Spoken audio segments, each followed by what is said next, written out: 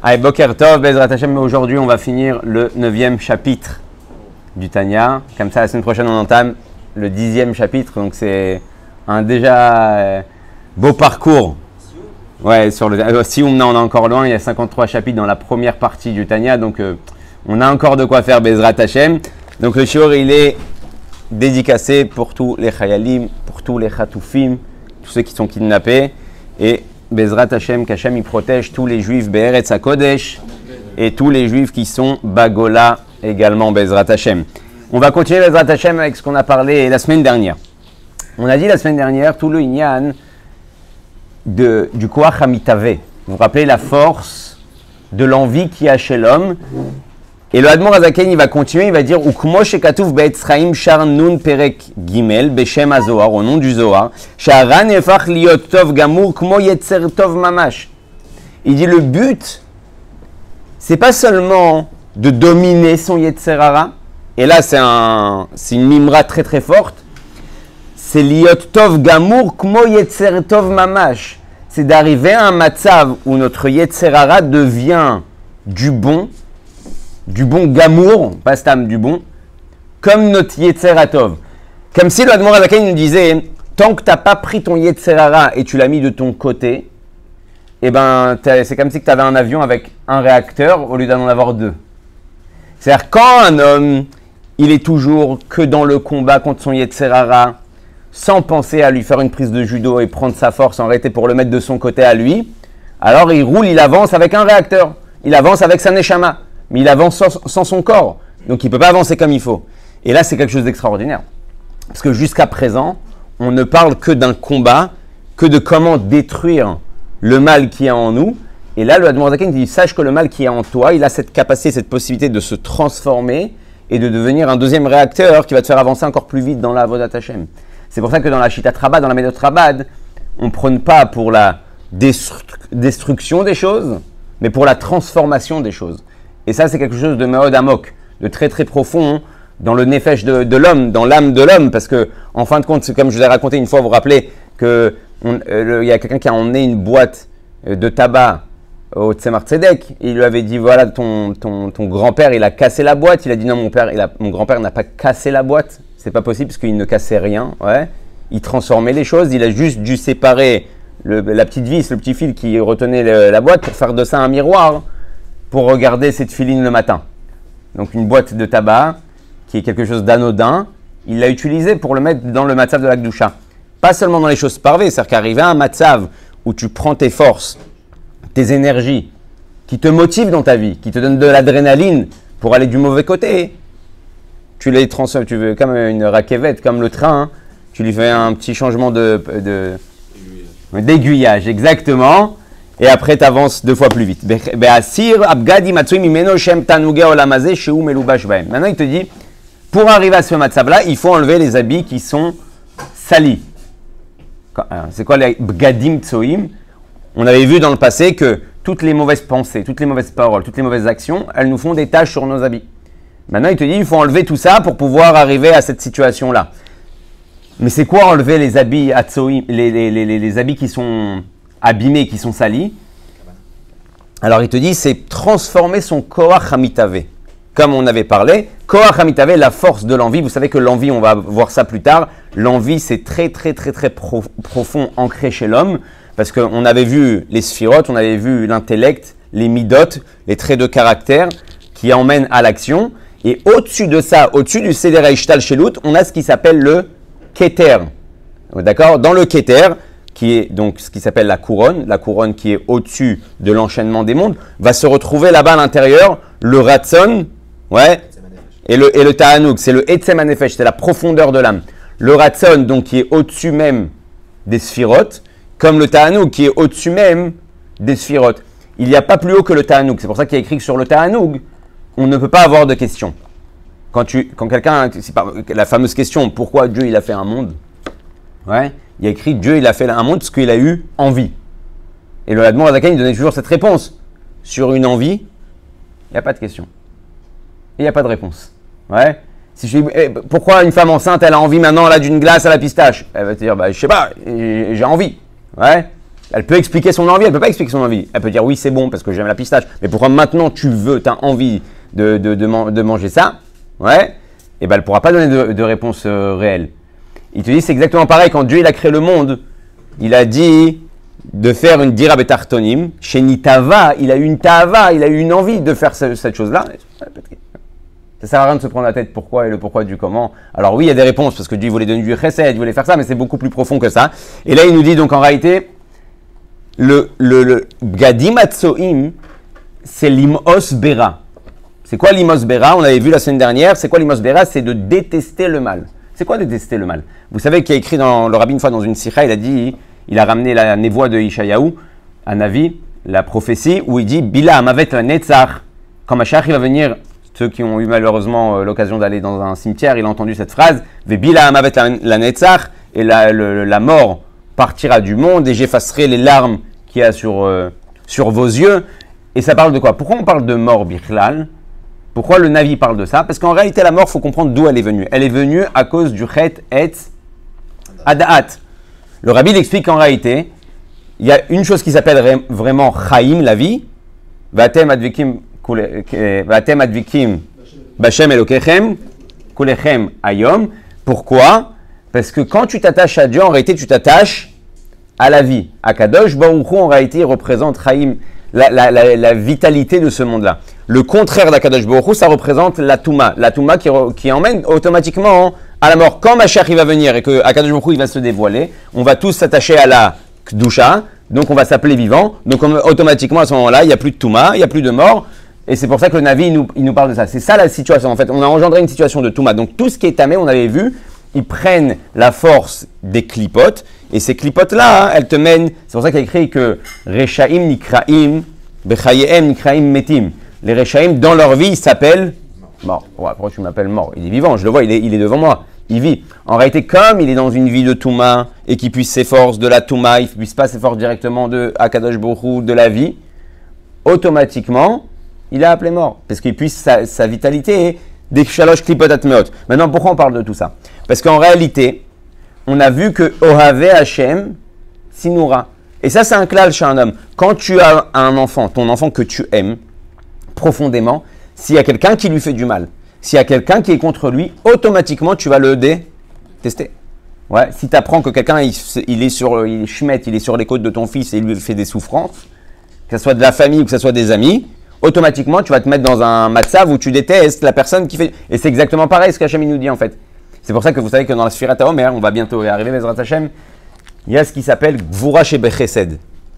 Dans le spirituel, dans le côté Tov, dans le bon côté, Gvura Shebechesed, c'est quoi? La rigueur de la bonté. La rigueur de la bonté. C'est quoi la rigueur de la bonté? En fait, j'aime tellement Dieu, parce que Chesed, on sait que c'est l'amour, Gvura, on sait que c'est la rigueur, j'aime tellement Dieu, ouais, que je déteste tout ce qui va à l'encontre de Dieu. Ça, c'est ce qui s'appelle le Gvura Shebechesed. En fait, pourquoi on fait des fautes? Pourquoi on fait des bêtises? Pourquoi on est dans un Koach Hamitave, on est dans une force d'envie qui va à l'encontre de Dieu? Parce qu'on n'a pas encore dévoilé réellement l'amour qu'on a envers Dieu. Quand tu aimes, quand tu es love, automatiquement tu t'éloignes de tout ce qui est contradictoire. Une fois, le rabbi l'a expliqué aussi. Quelle est la différence entre ce qui s'appelle la Torah Moussar et la Torah Chassidut? La Torah Moussar, elle prône pour ce qui s'appelle le Sour Mera, ouais, de tout le temps s'éloigner du mal et parler des choses qui sont négatives par rapport à la Torah et à ce que ça peut t'engendrer. Et la Chassidut, elle prône pour ce qui s'appelle Asetov. Je ne suis pas en train de donner des notes, ce qui est mieux, ce qui est pas roulé. Je suis juste en train d'expliquer les deux méthodes. Dans la méthode de Asetov, le rabbi il explique automatiquement, comme on avait dit aussi la semaine dernière, que quand tu es à souk, pourquoi on prône ça? Parce que quand tu es à souk avec le Tov, quand tu es à souk à aimer Dieu et à faire plus de bien dans ta vie, automatiquement tu n'auras plus le temps et tu n'auras plus envie de faire le mal. Et c'est deux façons d'arriver à la Avodat Hashem. Et là maintenant on te dit comme ça, on te pose une question. Ok, super. Tu veux que j'arrive à la darga de l'imos bera. C'est quoi l'imos bera? C'est de détester le mal. Mais je déteste pas faire de la shonara. Ouais. Je sais que c'est pas bien, mais je déteste pas. Quand on parle l'imos, c'est plus que détester, parce que c'est pas la vraie traduction. L'imos, c'est dégoûter. C'est-à-dire, est-ce que tu peux arriver à un matzav où une fois, d'ailleurs, on raconte sur le Magid de Mezerich qu'il y a une femme, Patsanoua, qui a tout fait pour passer devant lui, parce qu'elle voyait que c'était la seule personne qui ne la regardait pas, une femme qui se baladait dans le village, et ça l'a perturbé de voir que le Magid de Mezerich, il ne la calculait pas. Donc, qu'est-ce qu'elle a fait? Elle a débarqué un jour, comme ça, dans son bureau, elle est rentrée. Donc, le Magid, il l'a vu, et tout de suite, il a eu un rejet. Ouais. Tout de suite, il a eu un rejet, et ils lui ont posé la question, ok, d'accord, tu tournes les yeux, tu ne regardes pas. Il a dit, dès que je l'ai vu, en réalité, j'ai vu la Toum'a qui était autour d'elle, tout de suite, il a rendu. Et ça, c'est ce qui s'appelle l'Imos Bera. Maintenant, l'Admour Azaken, il est en train de te parler de l'Imos Bera, mais nous, on n'est pas Moës Bera, quoi. Tu vas me dire, à chaque fois que je vais faire de la Shonara, à chaque fois quelque chose qui est contradictoire à Dieu, je vais commencer à aller aux toilettes et je vais rendre. C'est pas possible, c'est pas notre darga. Alors, pourquoi maintenant, en réalité, on parle de ça? Et ça, c'est une ékouda extraordinaire. Le rabbi, il dit comme ça, qu'en réalité, c'est vrai qu'on n'est pas comme les tzadikim. On va pas être dans un matzav où tout ce qu'on va faire tout le temps va arriver à cette situation-là où je suis Moès Bera, où je suis dégoûté par le mal, là, ça me répugne, j'entends une musique qui n'est pas de Sanoua, j'ai envie de... Non, c'est sûr que c'est pas... On n'est pas à cet adresse-là. Mais malgré tout, comme on a dit, c'est le Sefer Abenoni, donc c'est censé me parler. Donc si tu me parles maintenant du Sefer Abenoni, en quoi ça me parle? Et là, le rabbi, il dit un conseil extraordinaire. Il dit en fait une chose extraordinaire. Il dit à partir du moment où le Admour Azaken, il a parlé de ça, il a ouvert les portes à chacun d'entre nous d'arriver à cette darga-là. Alors c'est vrai que la différence entre le tzaddik et nous, c'est que le tzaddik, lui, chez lui, c'est continu. C'est tout le temps comme ça. Chez le Benoni, ou même le rabbi dit dans sa sikha, même moins que Benoni, même si tu es en fait dans la définition de Racha, et ben même toi, tu peux arriver à cette darga-là de l'Imos Bera. Alors ça ne sera pas continu comme on a dit, mais il va y avoir des moments. Des fois, il y a des moments où tu es tellement attaché à la Gdusha, par exemple, que ce soit Yom Kippour, que ce soit pendant les Slichot, que ce soit pendant Rosh Hashanah, que ce soit quand tu rencontres un grand tzaddik, à ce moment-là, si on te propose de faire une Avera, ça te dégoûte. Il y a des fois, c'est des Zmanim, des fois, c'est des endroits qui t'engendrent ça. Étant donné que chaque Kadosh Baruch Hu, tout est Nitzri, tout est éternel, donc même les seules fois où tu es arrivé à ce niveau-là, c'est considéré comme, déjà pour toi, pour un tzaddik, c'est pas considéré comme Nitzri, ton travail. Mais pour toi, à ton niveau, c'est considéré comme Nitzri. C'est-à-dire que tu arrives à 120 ans, on te dit Kol HaKavod, tu as été Moès Bera. Moès Bera. Moi, j'ai été dégoûté par le mal. Oui, regarde, à tel endroit, à tel moment, à tel instant. Et chaque jour. D'ailleurs, il y a des gens où si tu leur poses un plat, chacun avec son niveau, tu leur poses un plat pas cachère, ouais, ça se trouve c'est bon. Mais qu'est-ce qu'il ressent à ce moment-là? Un dégoût. Pourquoi ça te dégoûte? Regarde, tout le restaurant, il est en train de manger. Pourquoi toi, ça te dégoûte? Ça a l'air bon, même à la limite, il y a une bonne heure. Et toi, ça te donne envie de... Et si Chaz et Shalom t'a mis dans ta bouche et qu'on t'a annoncé, hey, attention, ça, c'est pas cachère, qu'est-ce que tu as envie de faire tout de suite? C'est d'aller aux toilettes et de vomir. Donc, toi, par exemple, dans le Inyan de la cache-route, tu es arrivé à ce niveau-là de tzaddik. Alors, c'est pas toute ton entité qui est comme ça, mais oui, à certains endroits, tu es comme ça. Donc, c'est pour ça que l'Admour Azaken, il nous exige, pour enlever les habits qu'on a mis sur nous, qui nous ont salis, d'être Moès Bera. Et si tu fais attention, oui, tu as des endroits où tu es Moès Bera. Donc, c'est un grand chidouche, c'est quelque chose d'extraordinaire, de prendre même le mal et de le rendre bon pour avoir deux réacteurs, comme on vient de dire. Et plus de ça, enlever ses habits, de se comporter dans certains moments et certains endroits comme un tzaddik, c'est ce qui nous permet de faire la transformation, ouais, Transformers. Vechen char kol amidot shebalev shana feira ve'ava iyu la'Hashem levado. Vechol koach hadibur shebape va'marshava shebemoach iyu memulam min livusha marshava va'dibur shenefesh elokit levada shem marshavet Hashem ve'torato liot sichato kol hayom lo pasik poum emegir. Ça, si vous vous rappelez, au début du Tanya, on avait parlé de Rabat qui avait un safek s'il était Benoni ou pas, et qui avait écrit sur lui, il pasik poum emegir ça. Il s'arrêtait pas une seconde de parler de Torah, et là il te dit exactement, c'est la volonté de ta neshama d'arriver à cette darga-là, à ce niveau-là, que tes pensées soient que pour Hachem, que tes sentiments soient que pour Hachem, et que tes paroles soient aussi que pour Hachem, ainsi que tes actions. Donc tu peux arriver à ce niveau-là. Alors encore une fois, on va dire quoi? Moi je suis comme ça tous les jours? Non, oui, il y a des moments, il y a certains instants où tu es comme ça. Maintenant, il faut savoir que le rabbi, il a aussi une méthode, c'est que tout ce qu'on apprend, il y a un enseignement. Ça, c'est une situation de la Hashgacha pratit. Le rabbi te dit, sache une chose, c'est que tout ce que tu as entendu sur les patriarches, tout ce que tu as entendu sur Moshe Rabbeinu, tout ce que tu as entendu sur les tzadikim de la Torah, c'est que ce qui te concerne. Ce qui ne te concerne pas, les niveaux que tu ne pourras jamais atteindre, comme l'iceberg, ouais, on voit que le haut de l'iceberg, mais en dessous, la grande partie, elle se cache. Les choses que tu ne peux pas atteindre, même comme on parle de Rabbi Shimon Bar Yochai, ces niveaux-là, qui ne te concernent pas, on ne te les a pas racontés.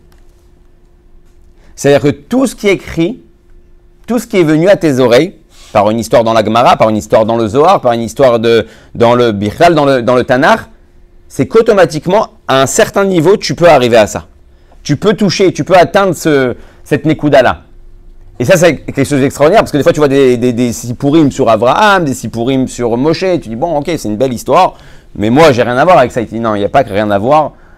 Si Dieu te l'a dévoilé, c'est que c'est un enseignement pour ta vie que tu peux accomplir. Alors, à ton niveau, tu peux accomplir, mais c'est Shayach Elecha, ça encaisse avec toi. Vous savez, il y a une histoire sur le Rabbi Rachab qui était le 5e rabbi de Lubavitch, que quand il était petit, à l'âge de 4-5 ans, il est rentré chez le Tzemar Tzedek et il s'est mis à pleurer. Et il lui a dit, pourquoi tu pleures? Il lui a dit, parce que j'ai vu dans la paracha qu'Avraham Avinu, il s'est dévoilé, Hachem, il s'est dévoilé à Avraham Avinu. Ouais. Bon, il lui donne l'explication. Un homme à son âge qui fait la Brit Mila, il mérite que Dieu se dévoile à lui. Et le rabbi pose une question, il dit, attends 2 secondes. C'est quoi cette question? Cette histoire, elle me sert à quoi? Super, le Rabbi Rachab, à 4 ans, il pleure parce que Dieu se dévoile pas à lui. Bon, ben, c'est le Rabbi Rachab. Les enfants aujourd'hui de 4-5 ans, ils pleurent juste s'ils ont perdu leur Playmobil, ou ils ont perdu leur Totote, ou ils ont perdu leur linge. Ils pleurent pas si Dieu il s'est dévoilé à lui. Alors pourquoi tu me racontes cette histoire? Le Rabbi dit non, parce qu'à partir du moment où le Rabbi Rachab il a pleuré à l'âge de 4-5 ans, de ne pas voir Dieu, il a ouvert un conduit dans le monde. Ce conduit-là apporte la capacité et la possibilité à tous les enfants, déjà de l'âge de 4-5 ans, de pouvoir pleurer parce qu'ils désirent voir Akadosh Baruch Hu. Ouais. Et ça, il dit jusqu'au Rabbi Rachab, le Rambam, il te dit, pour faire venir un enfant dans la Torah et les mitzvot, il faut lui donner des friandises. Bon, à l'époque, c'était des noisettes. Mais il faut lui donner des friandises, des bonbons, des cadeaux, et c'est comme ça qu'il vient à la synagogue. Et bien, sache une chose, que ton enfant, bien sûr que tu dois lui donner les friandises pour le faire venir, mais sache une chose, c'est qu'il a un niveau beaucoup plus profond que ça. Il peut vouloir, déjà à l'âge de 4-5 ans, vouloir venir à la synagogue parce qu'il se sent bien, parce qu'il voit un Sefer Torah, parce qu'il entend la lecture de la Torah, parce qu'il entend les mizmorim de la Tfila. Et ça a été débloqué grâce à la avoda du Rabbi Rachab à l'âge de 4-5 ans. Pourquoi le Rabbi nous explique ça? Pour te dire que toutes les histoires que tu entends dans la Torah ou sur les grands tzadikim de la génération, elles ont apporté quelque chose au Béné Israël qui nous permettent d'arriver à ce niveau-là. Donc quand le Admor Hazaken il te parle de tous ces niveaux-là qui nous paraissent complètement loin de nous, si le Admor Hazaken il a mis ça sur un livre et ça arrivé à tes oreilles, c'est que oui, tu as accès à toutes ces perceptions. Ok? Donc ça veut dire qu'on n'est pas si bas que ça. Enfin, on a un gros potentiel. Et là,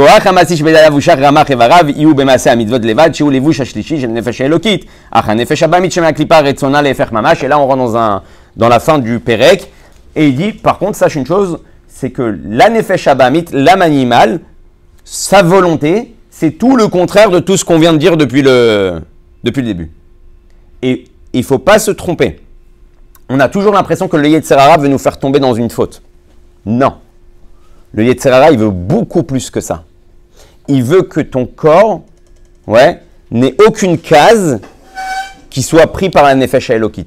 C'est-à-dire que des fois, on se dit, bon, il y a le Yetzer Hara, il est là, il me regarde, il veut me faire une petite balayette, il veut me faire tomber dans une petite avéra. Non, non, non. Lui, c'est beaucoup plus profond. Lui, il veut tout. Il veut pas genre que tes yeux, peut-être tu fais Shmirat Anaim, mais bon, tu t'es juste fait tomber dans Shmirat Alashon, tu t'es juste fait parler un petit peu de la Shonara et il est content, il dit ouais, Baruch Hashem, je l'ai fait tomber. Non, lui, il veut les yeux, il veut les oreilles, il veut la bouche, il veut le corps, il veut les membres, il veut les jambes, il veut tes bras, il veut tes mains, il veut prendre le contrôle de tout ça. Donc le combat avec le Yetzer Hara, il n'est pas seulement sur une Avera, oui ou non, il est qui va prendre la Shlita, comme on a dit, qui va prendre le contrôle entier de tes sentiments, de tes perception, de ta Chokhma Bina Vadat, de ta façon de voir les choses. Quelles lunettes tu vas mettre pour regarder le monde? C'est ça qu'il veut. Maintenant, il te dit, ok, super, c'est super sympa, mais pourquoi Akadosh Baruch Hu, il a fait ça? Letovat Adam Shidgaber Alea Venatzrena. Tout ça, c'est pour la bonté de l'homme, pour qu'il surmonte ses épreuves et qui le gagne. Maintenant, regardez. Comme on a dit hier, tu étais là hier, on te dit que Bechol Dorvador, Chayav Adam Lirot Tatzmo Kilu Yatsa, Mimitzraim. Dans chaque génération, on doit se considérer comme si on est sorti d'Égypte. Dans le Pshat, c'est pourquoi? Pour te dire que si, en réalité, tu n'étais pas sorti d'Égypte il y a 3000 ans, eh ben, tu serais aujourd'hui toujours en Égypte. Donc, considère-toi que même ta génération, elle est sortie d'Égypte. Ça, c'est le Pshat. Le Admor Azaken, il va rajouter, c'est très manienne parce qu'il prend une phrase de la Gemara et il va un peu la modifier. Et il va dire, ou Bechol Yom Vayom. Chaque jour, tu te dois de te voir sorti d'Égypte. Ad Kedekar qui a écrit quoi? Que tu fais le Shema Israël. Maintenant, le Shema Israël, la troisième partie du Shema Israël, elle parle de Yetziat Mitzrayim. Les tzitzit et Yetziat Mitzrayim, la sortie d'Égypte. Il n'y a rien à voir. Si on regarde dans la Torah le Shema Israël et le passage de Yetziat Mitzrayim, ça n'a rien à voir. C'est dans deux endroits différents. Pourquoi les Chachamim, ils ont mis la Yetziat Mitzrayim, Balelot, le soir et le matin dans ton Shema Israël? Parce qu'ils ont voulu t'enseigner en réalité que tous les jours tu sors de ton Égypte. Et à quel moment tu sors de ton Égypte? Quand tu fais Shema Israël, quand tu arrives à la perception donc de Ve'ahavta, quand tu arrives à la perception de Torah ou Mitzvot, c'est le moyen de sortir de ton Égypte personnel tous les jours. Et on le voit, à chaque fois qu'on ne se met pas dans un matzav, dans une situation où on remplit notre neshama, on a l'impression d'être enfermé, d'être emprisonné par Internet, emprisonné par le téléphone, emprisonné par les chadashot, par les infos. Et au fond, nous, on se sent pas bien. On s'est rentré nous-mêmes en Égypte. Et c'est pour ça que la Torah te dit d'abord, fais Shema Israël. Rappelle-toi le Kabbalat Ol Mitzvot. Kabbalat Ol Malchut. Une fois que tu as pris ça sur toi, tu as la capacité de sortir d'Égypte. Maintenant, le Rabbi pose une question sur ça. C'est super sympa ce que tu me racontes, mais en fin de compte, la Neshama, qui était libre, qui était en haut, c'est toi qui me l'as fait descendre dans un corps qui s'appelle l'Égypte et qui fait que la bloquer et que l'empêcher de s'évader, d'évoluer. Donc d'un côté, tu me demandes de sortir d'Égypte quand toi, tu m'as foutu en Égypte. Et pas seulement Chat Pa'ami, le jour où tu es né. Tous les jours, c'est comme ça. Tous les jours, on reprend un Neshama, on la refait descendre dans le corps. Le corps, il pense qu'à lui. Il est anochi, il est égoïste. Il pense qu'à son confort. La Torah, elle te demande de penser comme on a dit, à faire plaisir à Akadosh Baruch Hu. Ton corps veut se faire plaisir à lui-même. Et tous les jours, on te remet la Neshama dans ça. On te met en Égypte, on te demande de sortir d'Égypte. Pourquoi Dieu, il a fait ça? Pour donner la victoire. Vous savez, en Tafshin Chaftet, je crois que c'est 1969, peut-être tu vas me corriger, je crois que c'est la première navette spatiale qui était... Ouais, qui a été envoyée avec un homme. Et le Rabbi, il dit, il y avait, et c'est la même semaine, le Rabbi, il a fait une Nidvaadut, un Farmagan, et il dit que les ingénieurs, ils avaient un grand dilemme. C'est quoi le dilemme? C'est que pour pouvoir emmener cette Khalalit, cette fusée spatiale dans le ciel, il fallait beaucoup de délek, beaucoup d'essence. Maintenant, le Mechal, comment on dit ça, le Mechal le réservoir, il était aussi également très lourd pour pouvoir prendre autant d'essence. Donc, en fait, on avait un dilemme. D'un côté, on veut emmener la fusée très haut. D'un côté, le Mechal, le réservoir plus l'essence, il pesait tellement lourd qu'on avait un doute. Est-ce que la fusée, elle va réussir à décoller ou aller très loin? Et donc, le Rabbi, il dit quoi? Il dit qu'en fin de compte, ils sont arrivés à la conclusion qu'à un certain niveau, on n'a plus besoin du Mechal Delek. Donc, la fusée détache le réservoir qui pèse lui-même très lourd. Et après, elle peut continuer à faire son ascension une fois qu'elle a été propulsée toute seule et arrivée dans l'espace. Et le Rabbi, étant donné que tout, comme on a dit, tout est Hashgacha pratique, tout est providence divine, donc on doit apprendre quelque chose de là. Il dit c'est exactement la même chose avec l'âme animale et la Neshama. Akadosh Baruch Hu, il veut que la Neshama, elle se propulse et elle aille très très haut. Pour ça, elle a besoin de Délek. Pour ça, elle a besoin d'un Mechal, elle a besoin d'un réservoir. Il lui colle un Yetzerara qui va l'empêcher, mais qui va lui donner aussi la possibilité de s'élever. Au bout d'un moment, quand tu arrives à une certaine ascension, là, on te dit tu peux détacher le réservoir et tu vas continuer à avancer tout seul. Et le Rabbi, il donne un exemple par rapport à l'éducation. Il dit dans le spirituel, par exemple, un homme au début, on lui parle beaucoup de son Yetzerara. Alors qu'est-ce qu'on fait? Le Yetzerara, c'est comme un chien, donc il a besoin de coups de bâton, il a besoin qu'on lui parle dans son langage. Donc on va des fois le rapprocher à la Torah avec des menaces. On va dire attention, celui qui fait pas ça, il reçoit ça. Celui qui veut la parnassa, il est obligé de faire ci et ça, la santé, la longue vie. Donc tu es en train de parler à ton corps, tu dis Baba, tu vas prendre des claques, tu vas prendre des coups. Mais le truc, il dit oh là, mais ça m'intéresse pas moi de prendre des coups. Donc au début, Ce qui va t'aider à te propulser en réalité, c'est le onesh, c'est la punition, c'est la menace un petit peu de ce qui est écrit dans la Torah. Bacharta bachaim, celui qui c'est le contraire de la vie. Il dit, et basof, il y a un moment, il faut que tu te sépares du Mechal Delek. Il y a un moment, il faut que tu comprennes que ton ascension, elle vient pas pour se battre qu'avec le Yetzera, comme on a dit, mais tu arrives à une perception de pourquoi je vais vers Akadosh Baruch Hu, parce que je dois aller plus haut, je dois aller plus loin. Ça, c'est le pourquoi Hachem nous a collé un Nefesh Abahamit, une âme animale en bas, pour pouvoir nous emmener à une ascension encore plus grande que d'où vient la Neshama. Exactement. Maintenant, il continue, il te dit Kemashal Azona chez Bezoar Akadosh. C'est quoi le Kemashal Azona Bezoar Akadosh? Le Zohar Akadosh, il va parler d'une prostituée. De quelle prostituée il va parler? En fait, il a une question dans le Zohar. Tachles. Comment c'est possible que Dieu, il va créer un malach, un ange? Donc, si c'est Dieu qui l'a créé, il est censé faire du bien. Et ce même ange-là, c'est lui qui te fait tomber. C'est pas possible. Tu crées pas quelque chose qui va à ton encontre, même dans ta société. Tu crées pas quelque chose qui va te faire, qui va te bousiller la société. Même un mauvais élément, qu'est-ce que tu fais? Tu l'enlèves, de peur que, Chaz Shalom, ça se dégrade. Et là, Hachem, il crée un malach. Et la mission de ce malach-là, c'est d'aller contre Dieu. C'est complètement... Ouais. C'est du génie. Peut-être c'est ce qu'ils sont en train de faire avec les robots. On ne sait pas ce qui va se passer avec les robots. Hein? Ouais, alors, il explique comme ça, il donne le machal de la zona. C'est quoi le machal de la zona? C'est qu'en réalité, Akadosh Baruch Hu Kivyachol, c'est comme le roi. Le roi, il voulait voir si son fils, il a bien été éduqué et il se comporte comme il faut dans les mœurs du palais, dans les mœurs de l'éducation royale. Alors, qu'est-ce qu'il fait? Il paye une prostituée. Il dit, je veux voir si tu arrives à faire tomber mon fils ou pas. Donc la prostituée, elle vient, elle essaye, et le plus grand nachat, le plus grand plaisir au roi, à Kadosh Baruch Hu, c'est quand il voit que le fils, il dit, ça c'est pas pour moi, sois gentil, il y a des bars à droite, à gauche, moi je suis pas de ce rang-là, moi je suis pas de cette catégorie-là. Là, le Meler, il a la plus grande fierté qui puisse arriver à l'intérieur de lui. On souhaite à tous ceux qui n'ont pas d'enfants d'avoir des enfants, mais Béhémet, je pense que tout celui qui a un enfant, le jour où son moré, il l'appelle et lui dit, votre fils, je vais vous dire, Kol Akavod, il a un comportement exemplaire, il est extraordinaire, c'est un amour, c'est une très très bonne neshama. Le même moment qu'il te dit ça, le moré, continuez comme ça. Le même moment, tu as envie d'aller chercher ton fils à l'école, de l'emmener dans un magasin et de lui acheter ce qu'il veut. Ou quand il sort de l'école, tu le prends dans les bras, il t'emmène son petit pétec du moré, il dira, ah papa, est-ce que le moré, il m'a écrit? Il me dit, je sais, il m'a appelé. D'ailleurs, tu veux que je te fasse un cadeau? Pourquoi? Parce que tu as tellement de plaisir à ce moment-là que ton fils il est dans le droit chemin que tu réveilles chez toi l'envie de donner encore plus. Akadosh Baruch Hu, c'est ce qu'il fait avec nous. Maintenant, le Admor Azaken, il pose une autre question, il dit 2 secondes.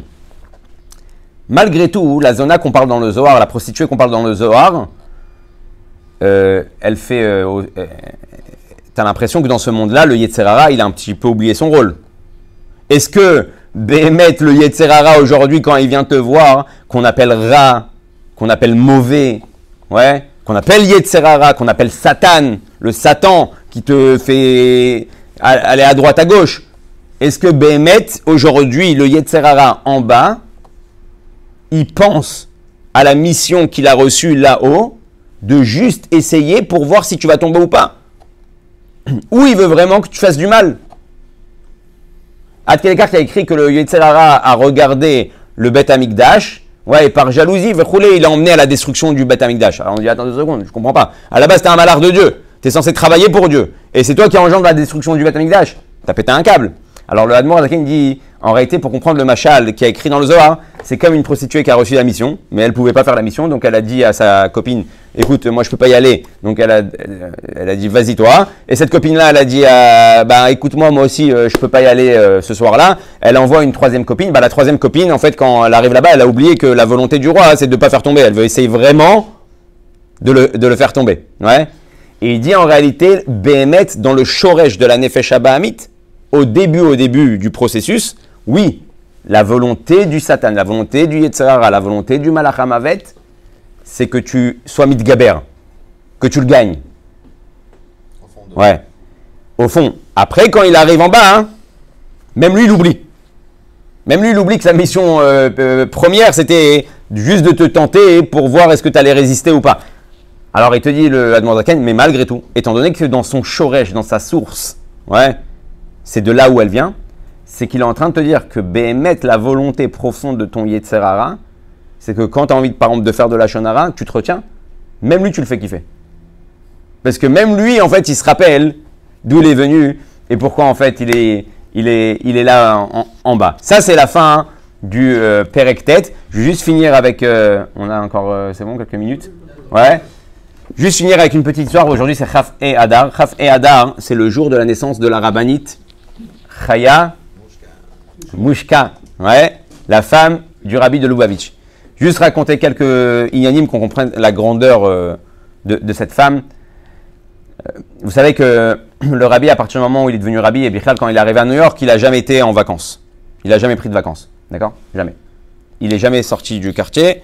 Juste une fois, il est parti voir un camp, ouais, une colonie de vacances que les Chabad avaient organisé. Il était parti voir là-bas les enfants. Mais il n'est jamais parti en vacances. Et étant donné que c'est Naoug, c'est Mekoubal, chez tous les Admorim de toutes les Chassidouyot, que de temps en temps ils partent en vacances. Bien sûr que les vacances à eux, c'est pas les vacances à nous en maillot de bain et tout ça. C'est des vacances dans la montagne pour faire le vide, pour prendre des forces, pour se reposer, pour réfléchir sur la grandeur de Dieu.